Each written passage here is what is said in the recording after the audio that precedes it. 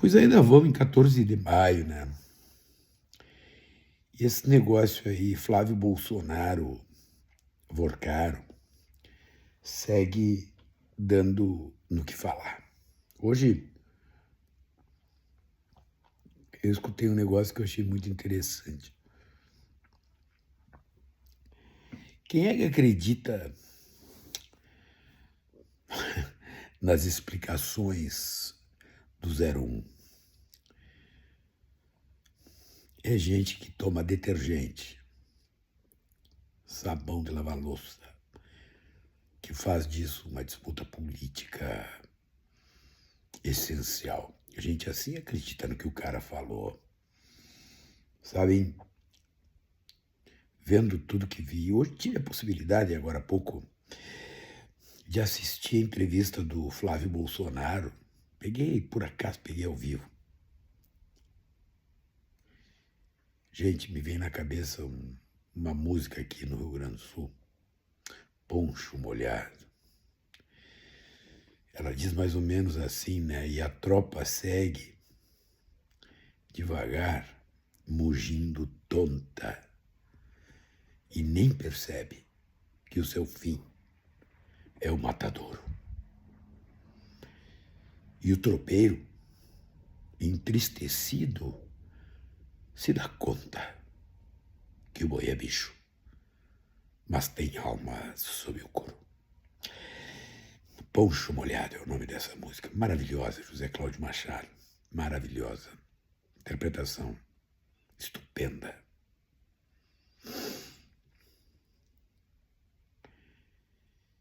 Ouvindo o que se ouve, gente, não tem como não concluir que nós vivemos num país tomado por uma doença gravíssima. Torço para que não sejamos a maioria, os doentes. Não quero ser preconceituoso com aqueles que não têm a mesma convicção política que eu tenho. Não. Todos podem adotar as escolhas políticas que bem desejarem. E entendam que quando eu falo que bem desejarem, eu coloco isso num limite, que é o limite das conquistas civilizatórias, democráticas. Hoje aqui no Rio Grande do Sul prenderam grupos neonazistas, hoje 14 de maio.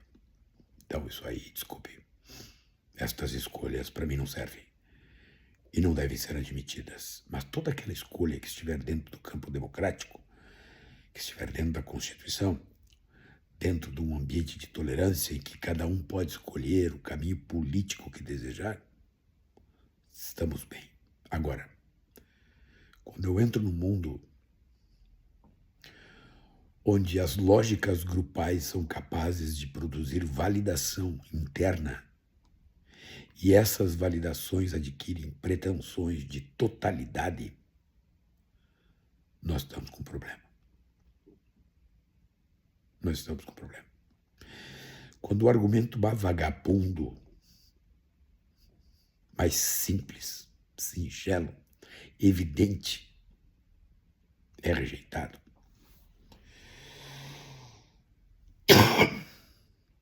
é porque nós estamos com muito problema. Quando se escuta, quando se vê, quando se passa minimamente pelas evidências que estão estampadas nesse caso, e quando tu dá uma olhadinha para trás e vê a história desses caras, e ainda os defende, das duas uma. Ou tu tá tomando detergente, ou tu tá esperando que amanhã ou depois Jesus Cristo vá descer num aeroporto qualquer. Simples assim.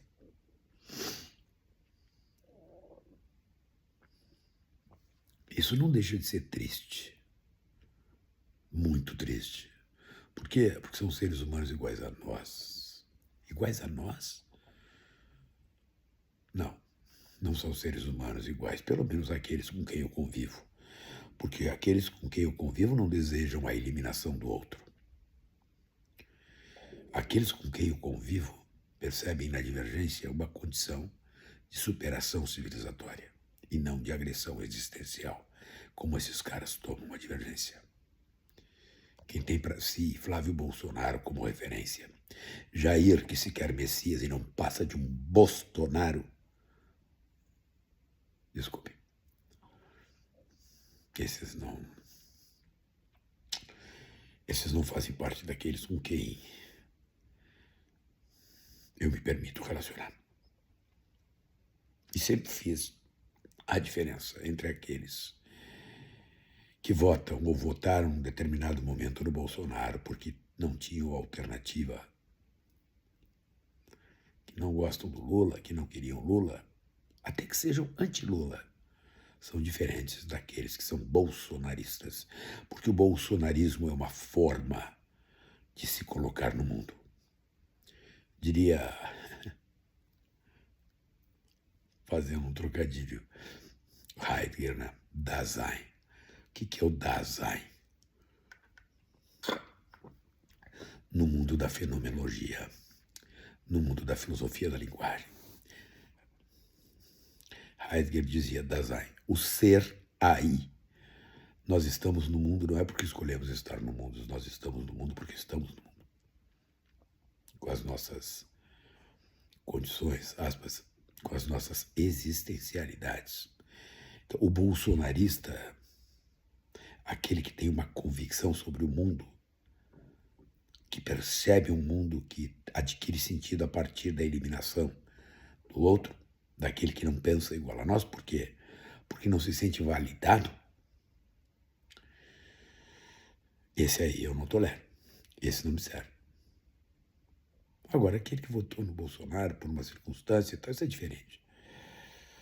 E aí eu me obrigo a fazer certas análises de certos falastrões, como o tal de Caiado, o homem do cavalo branco lá de 1989,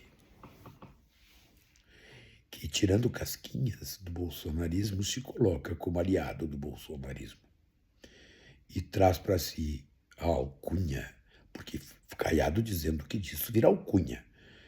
Sou um homem de centro-direita. Tá, e agora, dá licença, né, ô Caiado. As palavras têm sentido, têm significado. A tradição empresta significado às palavras. E ao emprestar esse significado, eles colocam as coisas no lugar das coisas. Caiado de centro-direita. Zema, este ser histriônico, ridículo, ele é ridículo. É tão grotesco que eu acho que nem ele mesmo se aguenta, né? Porque é brincadeira, né?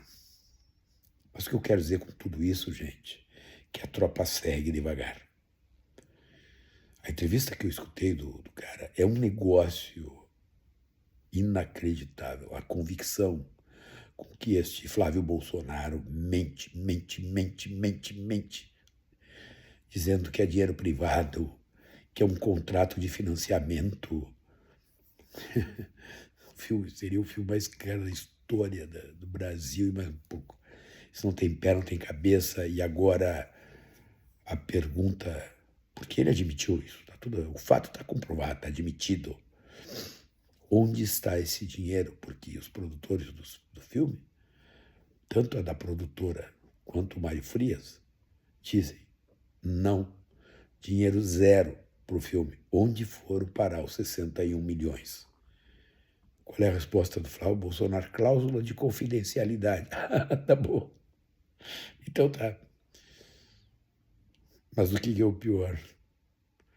A tropa segue devagar, mugindo tonta e nem pressente que o seu fim é um matadouro. É impressionante, gente. É impressionante, é triste viver num país tomado por esta doença que este clã de incivilizados, de bárbaros, trouxeram para o Brasil. A metade dos brasileiros está com essa turma.